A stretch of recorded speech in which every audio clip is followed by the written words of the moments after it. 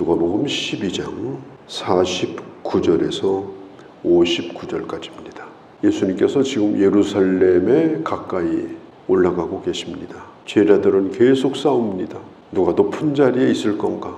서열 싸움을 하고 있어요. 예루살렘에 있는 종교 지도자들과 예수님과 이제 갈등이 곧 일어납니다. 대단히 긴장된 그런 시간이에요. 그때 예수님이 하신 말씀이 51절에 내가 세상에 화평을 주려고 온 줄로 아느냐? 도리어 분쟁하게 하려 함이로다. 제자들에게 하시는 말씀이에요. 적당하게 타협하고 좋은 게 좋은 거라고 그렇게 할 생각은 아예 하지 말라. 내가 49절에 불을 던지러 왔다. 이미 불씨가 불이 붙기 시작했다. 진정한 평화라고 하는 것은 비진리와 적당하게 대충 타협하고 그렇게 사는 것이 아니라 하나님의 말씀을 통해서 그것들을 드러내고 그들을 하나님과 화평하게 만드는 것, 그게 바로 진정한 평화다. 예수님이 지금 그걸 가르쳐주고 있는 거예요. 한 사람에게 복음이 증거되면 그 사람은 갈등을 겪습니다. 왜냐하면 오랜 세월 동안 자기 해오던 게 있어요. 자기 인생관, 자기의 가치관, 자기 세계관, 자기가 가지고 있는 신념들, 사상, 이런 것들과 복음이 부딪히게 됩니다. 바울도 그런 갈등을 겪었어요. 그러다가 나중에 문을 활짝 열어놓고 주님을 모셔드립니다. 무엇으로? 왕으로. 자기가 예전에 그렇게 귀하다고 생각하고 지키려고 했던 것들, 특별히 종교적인 것, 이런 것들을 쓰레기와 같이 배설물처럼 그는 다 버리고 항복을 선언합니다. 우리가 어떤 것을 선택할 때 확실하게 선택을 하고 확실하게 결단을 해야 되지, 그걸 덮어두고 있다고 하면 나중에 더 큰 그런 혼란이 오게 되고 더 큰 싸움이 되게 되는 것입니다. 성경 57절에 보면은 주님께서 또 어찌하여 옳은 것을 스스로 판단하지 아니하느냐, 이게 분명하게 하라는 겁니다. 분명하게 결단하라는 거예요. 우리가 새로운 삶을 시작하려고 하면 고통이 따릅니다. 아이가 엄마 뱃속에서 10달 지날 때는 참 행복합니다. 사람이 살아가기 최상의 장소가 엄마 뱃속이에요. 탯줄을 타고 공기도 공급이 되죠. 영양가도 공급이 되죠. 따뜻하죠. 그리고 밖에 있는 소리도 다 들리고 참 좋아요. 그렇게 10달 지내다가 이 아이가 어느 날 고통스러운 일을 겪어요. 엄마 뱃속에서 나와야 되니까. 따뜻하던 데서 바깥으로 나올 때 갑자기 추워집니다. 그래 아이들이 덜덜 떨어요. 그리고 울으라고 엉덩이도 한 대 때리고 숨을 안 쉬어도 됐는데 그냥 이 공기가 폐속으로 확 들어오니까 엄청난 불쾌감을 느끼고, 그래서 아이가 이제 울게 됩니다. 그게 이제 인생이 이 땅에서 시작이 되는 거예요. 그렇게 하지 않으면 엄마 뱃속에서 언제까지 있을 겁니까? 사람이 성장하는 것도 아파야 성장을 계속해서 하게 되어집니다. 우리가 하나님의 사람으로 거듭나고 하나님의 사람으로 살아가는 것은 끊임없이 버릴 것을 버리고 또 선택할 것을 선택하는 이런 결단 속에서 성장하는 겁니다.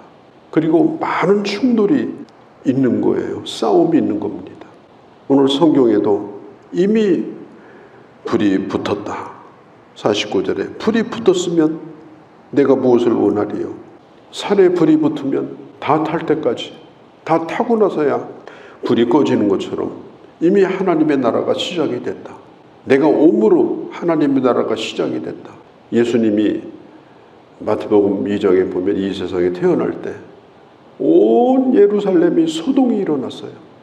거기다가 헤로드 왕은 2살 밑에 아이들을 다 잡아서 죽였습니다. 이미 예수님이 오심으로 이 땅에 불이 던져진 거예요. 그러면서 이제 하나님의 나라가 시작이 되는 겁니다. 빛이 임하게 되면은 악한 자들은 어둠에 숨으려고 정체를 드러내지 않으려고 몸부림을 칩니다. 복음이 임하게 되면 이 세상에 충격을 받습니다. 사도행전 교회를 보세요. 사도행전 2장에 보면은 우리가 어찌할꼬 어쩔 줄을 모르고 복음 앞에서 두려워합니다. 그리고 그들이 주님 앞에 돌아오게 돼요. 예수 믿는 사람들을 가르쳐서 뭐라고 말했느냐? 1급 전염병, 연병과 같은 자다. 그렇게까지 말을 했어요. 사도 바울을 가르쳐서 세상을 요란케 하는 자다. 우리가 예수 믿는 건 가만히 앉아가지고 도를 닦고 있는 게 아니에요. 오늘 내가 만나는 사람들에게 내 정체를 드러내고 예수 그리스도의 복음을 분명하게 증거하고 그가 믿든지 안 믿든지 이 불을 던지는 거, 갈등이 일어날지라도 이 불을 던져서 타오르게 만드는 거, 그걸 해야 되는 겁니다. 한 동네에 한 가정이 예수를 믿는 사람이 들어와요. 한 사람이 들어와 가지고 그 가정이 예수를 믿어요. 그렇게 하다가 동네가 전도가 돼요. 그러다가 은혜 받은 사람들이 그 동네에다가 교회를 세워요. 놀라운 기적이죠. 우리는 동네마다 세워진 오래된 그런 교회들을 보면 우리는 이것을 잊으면 안 돼요. 하나님의 기적이 일어난 겁니다. 불이 던져지고 하나님의 나라가 세워진 거예요. 그래서 사도행전에도 보면 16장에 주 예수를 믿어라. 그리하면 너와 그 복음은 나를 구원해요. 너와 내 집이 구원을 얻으리라. 그런 역사가 지금도 일어나고 있는 것입니다. 우리 주님께서는 이 50절에 보면 이 하나님의 나라가 불이 붙으려고 하면 어떻게 해야 되느냐? 주님이 받으실 세례가 있습니다. 그건 뭐예요? 죽음이에요. 주님이 마실 잔이 있습니다. 하나님의 나라는 그냥 오는 것이 아니라 희생이 있어야 되는 거예요. 고통이 있어야 되는 겁니다. 예수님도 요한복음 12장에 하늘의 미랄이 땅에 떨어져야 다 깨어져야 싹이 나고 열매를 맺게 될 것이다. 예수님도 나의 마음이 답답함이 어떠하겠느냐. 지금 아주 비장하게 각오를 하시는 거예요. 이게 그냥 되는 일이 아니라는 겁니다. 불이 붙는 게 그냥 되는 일이 아니라는 거예요. 일단 불이 붙으면 전쟁이 시작되고 죽든지 살든지 결정나는 일이죠. 지금 예수님께서 이미 이 땅에 오셨고 내가 옴으로 나는 불을 던졌고 그리고 이 불이 다 붙게 하려고 하면은 나는 내가 마셔야 될 잔이 있다. 내가 받아야 될 세례가 있다. 그게 바로 십자가다. 그래서 주님은 그것이 이루어지기까지 나의 마음이 답답함이 어떠하겠느냐. 매우 긴장하고 단단히 마음을 먹고 지금 예루살렘을 향해서 주님이 올라가고 계신데 제자들은요 계속 싸워요. 그래서 주님께서 제자들을 지금 깨우고 계신 겁니다. 정신 차리라는 거예요.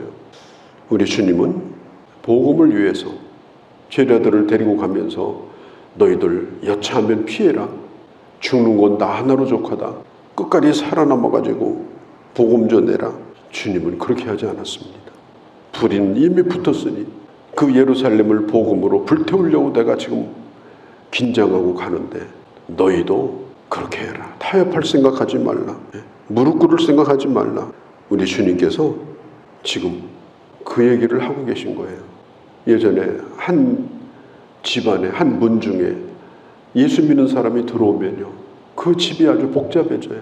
제사도 안 지낸다, 뭣도 못한다, 뭐 이러니까 그때부터 이제 싸움이 시작이 되고 인간 도리도 다 버린 자로 불이 막심한 자로 낙인이 찍혀가지고 결국은 그 집에서 쫓겨나는 그런 일들이 뭐 무수하게 일어났습니다. 그걸 이기고 우리 선배들은 예수를 믿고 그걸 이기고 믿음을 지켰어요. 그걸 이기고 교회를 세웠어요. 그게 바로 복음의 능력인 것입니다. 이상한 것은 잘 지내던 사이도 내가 예수 믿는 걸 드러내고 내가 진지하게 그리스도인으로서 입을 열기 시작하면 그때부터 빈정거리고 그때부터 나를 우습게 여기고 그때부터 나를 원수로 생각하고 적대적으로 대하고 이렇게 하거든요. 가장 가까운 시어머니와 며느리가 아들과 아버지가 얼마나 가까워요. 어머니와 딸이 그렇게 가까운 사이도 그때 벌써 갈등이 시작이 된다는 겁니다. 그러나 그걸 이상하게 생각하면 안 되죠. 요한복음 15장 포도나무 비유에서 주님이 하신 말씀이 15장 18절에 세상에 너희를 미워하거든 이상하게 생각하지 말라. 너희를 미워하기 전에 나를 먼저 그들이 미워했다. 세상이 나를 미워하는 것은 너희를 미워하는 것은 바로 너희가 나의 사람이기 때문이다. 이상한 것이 아니다. 지금도 이슬람 문화권에서 이슬람에서 기독교로 개종을 하게 되면 엄청난 핍박을 받아요. 가족들하고 싸우고 싶어서 싸우는 게 아니라는 거예요. 여기 성경에 보면은 53절에 분쟁하리라. 이 말은 예수 믿으면 싸움꾼이 돼가지고 싸운다 그런 뜻이 절대 아니에요. 어쩔 수 없이 이런 갈등이 일어나게 된다라고 하는 것입니다. 가족을 사랑하지 않는 게 아니에요. 형제를 사랑하지 않는 게 아니에요. 사랑합니다. 그런데 중요한 것은 하나님을 더 사랑하는 거예요. 촛불이 있을 때는 모르는데 햇빛이 들어오면 촛불은 있으나마나 없어요. 우리가 인간을 사랑하지만 하나님의 사랑과 부딪히게 될 때 결국은 사람과 부딪히지 하나님과 부딪히지 않습니다. 하나님의 사랑을 선택하고 갈등을 겪을지라도 결국 복음의 승리를 믿고 믿음을 지키는 것, 이게 바로 하나님의 사람이 살아가야 되는 그런 길이다 하는 것입니다. 그런데 여기에 보면 또 이런 말씀도 있어요. 화평하도록 힘쓰라. 58절에 예수 믿는다고 해서요 자꾸 싸우면 또 안 됩니다. 특별히 비복음적인 거, 문제가 안 되는 관습, 또 문화, 이런 것들, 본질적이 아닌 것들, 이런 걸 가지고 자꾸 싸우고 이러면 안 됩니다. 그런 것들은 다 양보하고 그렇게 해야 돼요.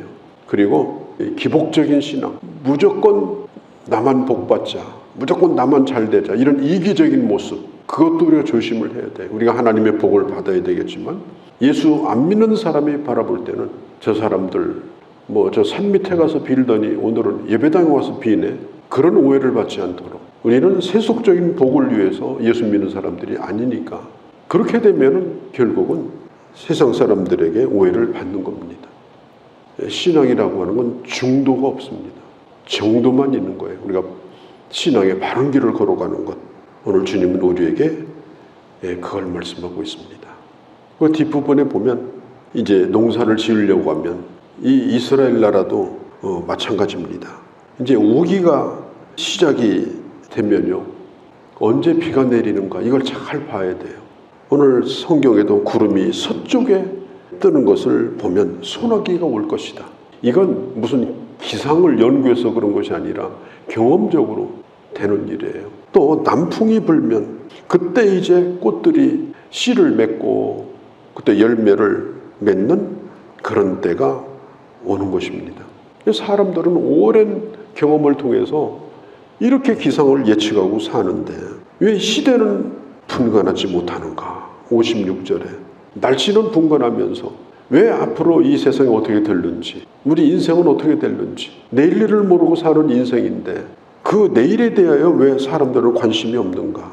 영혼에 대하여 왜 관심이 없는가? 들어도 듣지 못하고 보아도 왜 보지 못하는가? 왜 무관심한가? 예루살렘에 있는 이 종교 지도자들은 하나님을 잘 믿는 척하고 성경을 다 아는 척하는데 도무지 듣지도 않고 믿지도 않고 영적으로 아주 위선적이고 그렇게 무감각한 자가 되어버렸는가? 우리 주님이 배우 안타까워하시는 부분이 뒤에 있는 말씀입니다.